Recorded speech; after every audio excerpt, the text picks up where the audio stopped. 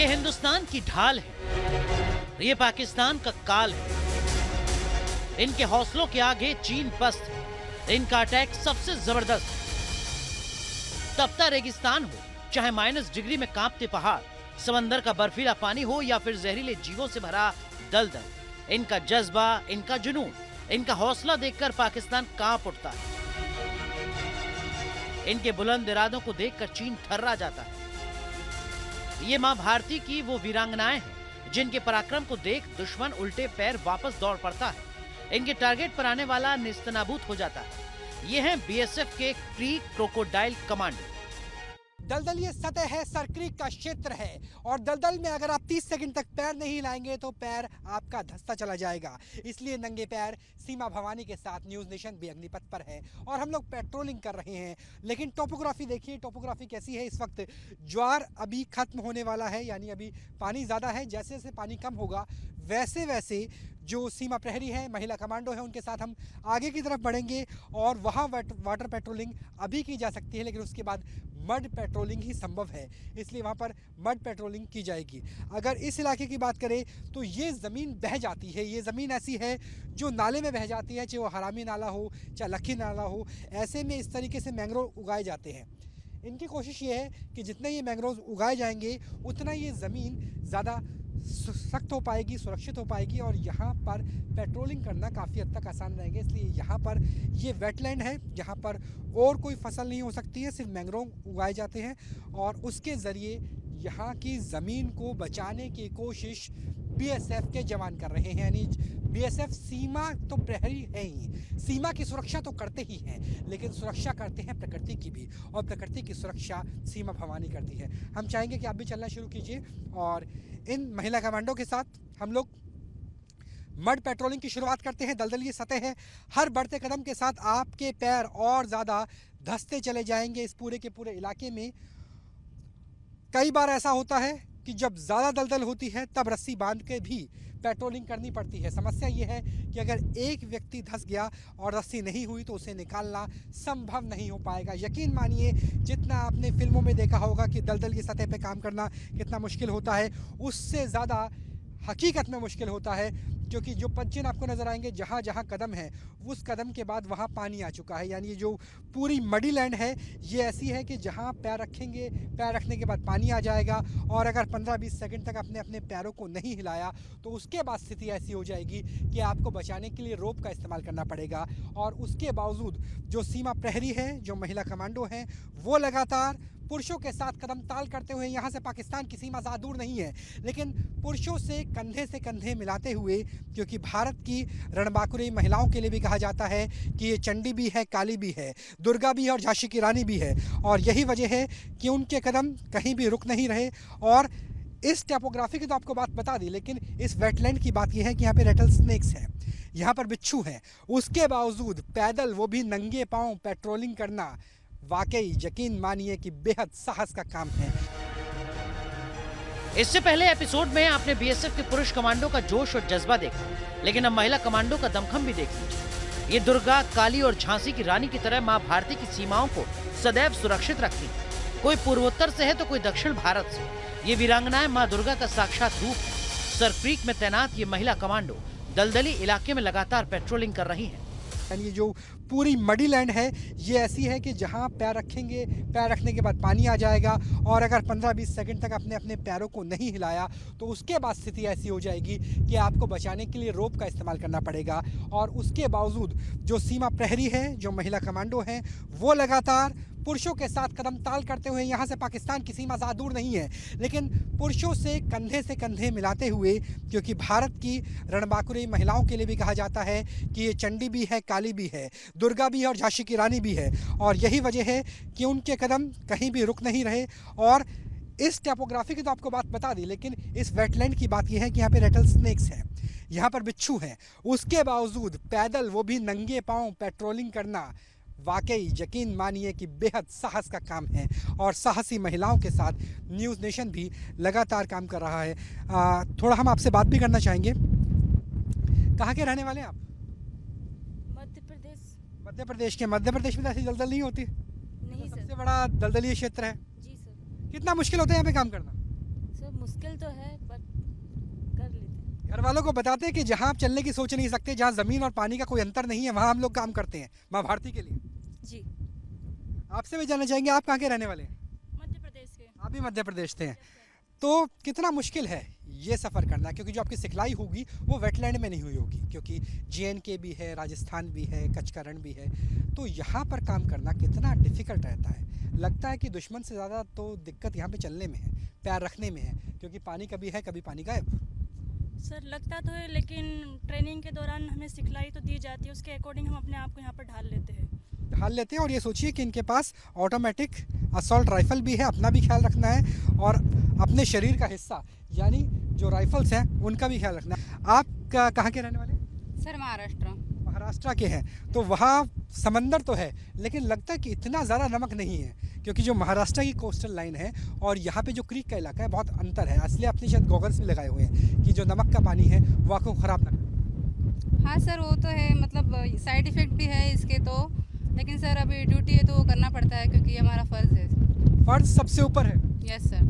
तो अगर आप ये सोच रहे हैं कि यहाँ पर आप जॉब करने आएंगे तो ना जी, ये BSF आपके लिए नहीं बनी, CAPF की कोई भी फोर्स आपके लिए नहीं बनी, चाहे वो पैरामिलिट्री की CISF हो, CRPF हो, NSG हो, ITBP हो, BSF हो। अगर आप जॉब नहीं ड्यूटी करना चाहते हैं तो आपके लिए बने हैं। आप कहाँ का रहने वाले हैं? MP sir. आप भी MP से हैं। घर छुट्टी उट्टी मिल जाती है समय पे जाने के लिए? कभी कभी मुश्किलें आती है लेकिन मिल जाती है। मिल जाती है, परिवार से मिलने का टाइम मिल जाता है। जी। बच्चे हैं? No sir no. तो बहुत अपनी पारिवारिक सीमाएं हैं, पारिवारिक जिम्मेदारियां हैं, क्योंकि एक पुरुष की बात करें, उन्हें अपने परिवार का भरण पोषण करना है, उन्हें अपने देश की सेवा करना है, लेकिन महिलाओं के साथ परिवार की भी जिम्मेवारी है और साथ में सीमा प्रहरी का फर्ज भी निभा रही है। जिस तरह से मार्कोस भारतीय नौसेना के लिए काम करते हैं, वैसे ही क्रोकोडाइल कमांडो क्रीक इलाके में सीमा सुरक्षा बल के लिए काम करते हैं। बीते 13 सालों से क्रोकोडाइल कमांडो के कंधों पर इस इलाके की सुरक्षा है। मगरमच्छ की तरह मोटी चमड़ी, जहां तेज नमकीन हवाओं का कोई असर नहीं पड़ता, हर परिस्थिति में काम करने के लिए तैयार है। भारतीय नेवी में जिस तरीके से मार्कोस काम करते हैं, उसी तरीके से जैसे नेवी सील काम करती है US नेवी में, वैसे ही BSF के क्रीक कमांडो क्रोकोडाइल काम करते हैं। लेकिन इनका काम पहले से ज़्यादा मुश्किल है, यानी मार्कोस से भी मुश्किल है और नेवी सील से भी मुश्किल है। वजह यह है कि वहाँ पानी में नमक होता है, लेकिन कच्छ के रण जितना, सरक्रीक जितना नमक नहीं होता। दूसरी वजह यह है कि उन्हें पानी में काम करना होता है, लेकिन इन्हें दलदल में काम करना होता है। सोचिए, पानी में आप आराम से चल सकते हैं, लेकिन मैं लगातार अपने पैर हिला रहा हूँ, क्योंकि अगर एक जगह रुकूंगा तो ये पानी की दलदल मुझे अपने अंदर समा लेगी। तो ऐसी स्थिति में नंगे पैर काम करना, और उस स्थिति में काम करना जब रेटल स्नेक्स इसके आसपास है, तो मान के चलिए कि मरीन कमांडो से भी ज़्यादा दूभर, से भी ज़्यादा मुश्किल काम है यहाँ पे क्रीक क्रोकोडाइल कमांडो को काम करना। इन्हें क्रीक क्रोकोडाइल क्यों कहा जाता है, एक बार दिखाइए। इन्हें इसलिए कहा जाता है क्योंकि जिस तरीके से क्रोकोडाइल उभयचरी जीव है, मगरमच्छ ज़मीन पे भी रह सकता है और पानी में भी रह सकता है, उसी तरीके से इनको बनाया गया है, इनकी ट्रेनिंग हुई है कि घंटों घंटों तक, लंबे समय तक ये पानी में भी काम कर सके, दलदल में भी काम कर सके और सूखी ज़मीन में भी काम कर सके। साथ में आप रस्सी देख सकते हैं। रस्सी इसलिए रखी गई है क्योंकि अगर कोई साथी ज़्यादा गहरे इलाके में चला जाता है, उसका पैर रिपट जाता है या फिर दलदल एकदम से स्वरूप बदलती है, क्योंकि ये नाले का इलाका है। जिस तरह से हमने आपको हरामी नाला दिखाया था, लखी नाला दिखाया था, वैसे ही नाले का इलाका है। यहाँ 1 फीट के बाद ही आप 5 फीट अंदर जा सकते हैं। और ऐसी स्थिति भगवान ना करे किसी साथी के साथ आती है, तो उसे बचाने के लिए कमांडोज ने इस तरह की रस्सी ली हुई है। और मोमेंटम देखिए बहुत ज़्यादा हाई, ऑटोमेटिक असॉल्ट राइफल के साथ हर तरह की ट्रेनिंग BSF के इन क्रोकोडाइल कमांडो को दी गई है। तो इन्हें चाहे पानी में काम करना हो, दलदल में या ज़मीन पर, किसी भी स्थिति, किसी भी परिस्थिति में BSF के सीमा प्रहरी पहरा दे रहे हैं, हर एक पहर में पहरा दे रहे हैं और उन्हें किसी तरीके से कोई दिक्कत नहीं है। हालांकि हमें एक कदम जाने में दिक्कत हो रही है। Team news nation ground zero पर थी। जिस इलाके में पल भर रुकना आम नागरिक के लिए खतरनाक है, उस जगह पर BSF जवानों के साथ संवाददाता राहुल डबास पेट्रोलिंग कर रहे थे। इसी बीच अचानक से उनका पैर दलदल के बीच धंसता चला गया। जैसे ही संवाददाता राहुल दलदल में धंसने लगे, क्रोकोडाइल कमांडोज ने मोर्चा संभाल लिया और बिना दलदल में उतरे रस्सियों के सहारे रेस्क्यू कर जान बचा ली। ज्वार है तो यहाँ है, भाटा होगा तो वहाँ तक चले जाएंगे। कई कई किलोमीटर तक ऐसे इलाके में चलना जहाँ दलदल है, एक पैर उठाने के बाद, एक बार जूम करके दिखाइए, एक पैर उठाने के बाद नंगे पैर दूसरा पैर उठाने में जितना बल लगता है ना, वो उतना ही है जितना हैवी स्नोफॉल के बाद होता है, क्योंकि पैर अंदर धंस जाता है और बहुत ताकत लगती है। स्नोफॉल से भी ज़्यादा मुश्किल है, क्योंकि जब स्नोफॉल होती है तो हमें पता है कि एक पैर जिस साथी का रहा उसके पैर के ऊपर पैर रख के चलना है, लेकिन यहाँ तो नज़र ही नहीं आएंगे, 25 नज़र नहीं आएंगे। इसलिए हर एक व्यक्ति को, चाहे हम क्यों ना हो, जो इन अग्निवीरों के साथ अग्नि परीक्षा दे रहे हैं अग्निपथ पर, हमें भी इतना ही मुश्किल है काम करना इस दलदलीय सतह पे जितना इन कमांडो के लिए। लेकिन क्योंकि जो ड्राइंग रूम में बैठकर अपने बेडरूम के टीवी पर आप देख रहे हैं न्यूज़ नेशन, आपको एहसास होना चाहिए कि आज़ादी का अमृत महोत्सव ऐसे ही नहीं बन जाता। आज़ादी सबको प्यारी है, लेकिन आज़ादी मुफ्त में नहीं मिलती। आज़ादी की कीमत चुकानी पड़ती है, और कीमत सिर्फ 75 साल पहले भारत के स्वतंत्रता सेनानियों ने नहीं चुकाई थी। कीमत भारत के सीमा वीर भी चुका रहे हैं, चाहे वो पैरामिलिट्री से हो, चाहे नेवी से हो, चाहे एयरफोर्स से हो या इन्फेंट्री से हो, और इस तरीके से कीमत चुका रहे हैं। तो आज़ादी मुफ्त में नहीं मिलती, आज़ादी की कीमत देनी पड़ती है, और ये कीमत माँ भारती के ये लाल, ये सीमा प्रहरी चुकाते हुए नजर आ रहे हैं। फिल्मों में दलदल को जितना खतरनाक दिखाया जाता है, यह हकीकत में उससे कहीं ज्यादा खतरनाक होता है। लेकिन बीएसएफ के जवानों ने यहाँ स्थानीय प्रशासन की मदद से मैंग्रोव के पौधे लगाए हैं, जिससे जितना हो सके टापू क्षेत्र में दलदल से भरी हुई मिट्टी को मजबूती दी जा सके। लेकिन जैसे ही ज्वार कम होता है, कमांडो के साथ न्यूज नेशन की टीम भी पेट्रोलिंग के लिए निकल पड़ती है। भाटे के वक्त दलदल क्षेत्र में सांप और बिच्छू का निकलना आम बात है। जब हम सर क्रीक की बात करते हैं तो हो सकता है सामान्य भारतीय नागरिक को लगता हो कि एक बहुत बड़ी क्रीक है और वो समंदर से जाके मिल जाती है, लेकिन ऐसा नहीं है। सर क्रीक की तुलना आप डेल्टा प्रदेश से कर सकते हैं, यानी जिस तरीके से सुंदरबन पश्चिम बंगाल और बांग्लादेश में है, वैसी स्थिति सर क्रीक की है भारत और पाकिस्तान के बीच में। दरअसल जैसे वहाँ से बांग्लादेश से और पश्चिम बंगाल से गंगा नदी और ब्रह्मपुत्रा नदी डेल्टा बनाती है, वैसे ही 1819 से पहले यहाँ से सिंधु नदी बहा करती थी। सिंधु नदी खत्म हो गई, रास्ता बदल दिया बड़े भूकंप के बाद। उसके बाद ये पूरे चैनल्स खाली हो गए, सिंधु ने बहना बंद कर दिया। इसके बाद यहाँ क्रीक बन गई। क्रीक वो वाटर चैनल जो आगे जाकर के समंदर में मिल जाते हैं, लेकिन नदी और क्रीक में फ़र्क ये है कि नदी का पानी समंदर में मिलता है और क्रीक का पानी समंदर से धरातल की तरफ यानी कच्छ की तरफ आता है। ये क्रीक कई सौ किलोमीटर लंबी हो सकती है। उसकी सबसे बड़ी क्रीक कोरी क्रीक पे हम लोग मौजूद हैं, और अगर एक बार आप देखेंगे तो आपको एहसास होगा कि शायद ये समंदर ही है, और इसे माना भी जा सकता है समंदर, क्योंकि इसकी चौड़ाई कई किलोमीटर, कई मील चौड़ी है। लेकिन कैसे पता चलता है क्रीक है? वो देखिए, एक तरफ तो पानी की लहरें हैं, समंदर जैसा लग रहा है, लेकिन ज्वार भाटा के बीच में हम मौजूद हैं ये दिखाने के लिए कि क्रीक बनती कैसे है। जबकि दूसरी तरफ देखेंगे तो आपको कीचड़ और दलदल नजर आएगी। यहाँ दलदल पे अगर किसी ने चलने की कोशिश की तो दलदल उसे अपने में समा लेगी। तो ये फ़र्क है समंदर में और क्रीक में। समंदर में पानी ही पानी है, जबकि दलदली क्षेत्र एक तरफ होता है, और दलदली क्षेत्र लगातार बदलता रहता है, और यही वजह है कि यहाँ पर हम लोग मौजूद हैं।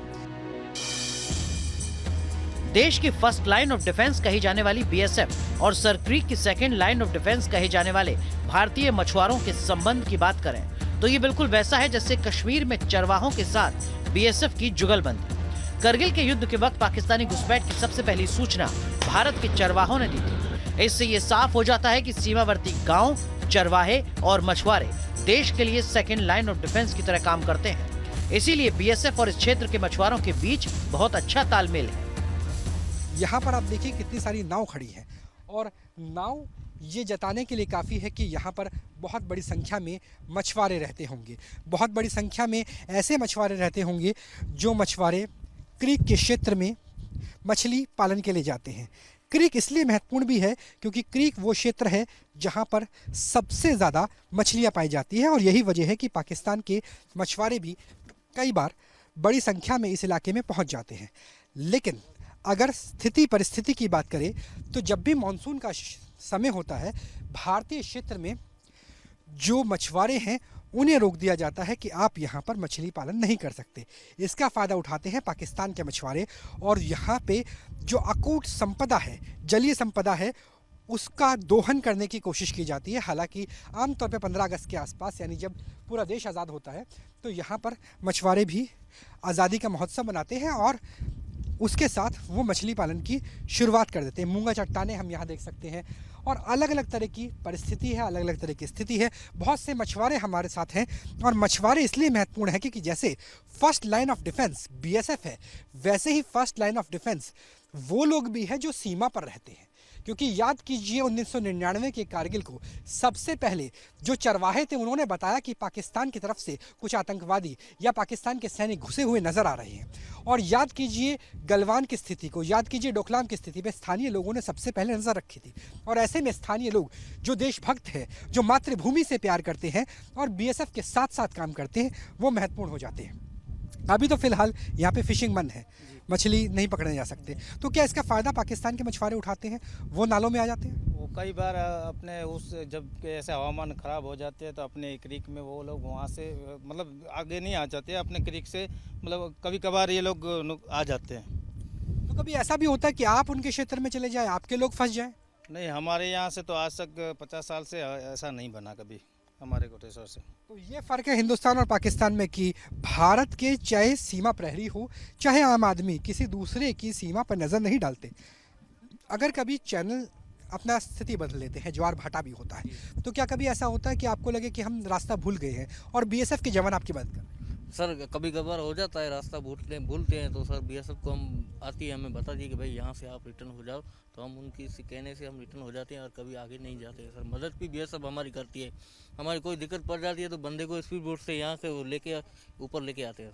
तो यहाँ पर रोड कनेक्टिविटी काफ़ी कम होगी, सड़कें बहुत कम होगी, क्योंकि कई बार टूटा हुआ इलाका नज़र आता है, कई बार बाढ़ भी आ जाती है, कई बार बरसात ज़्यादा होती है। तो ऐसे में किस तरह से मछुआरों की मदद बीएसएफ के द्वारा की जाए? बीएसएफ ज़रूर करती है, हमारी मदद हेल्प भी करती है और बुलाने से आ भी जाती है, हमको हेल्प बहुत करती है बीएसएफ। ऐसा कभी हुआ है कि आपके बच्चे बीमार हों, महिलाएं बीमार हों और दवाई पहुंचाई हो बीएसएफ की तरफ? नहीं, बीएसएफ देती है। हम जब बात करते हैं बीएसएफ से हेल्प मांगते हैं तो सब देती है हमको बीएसएफ।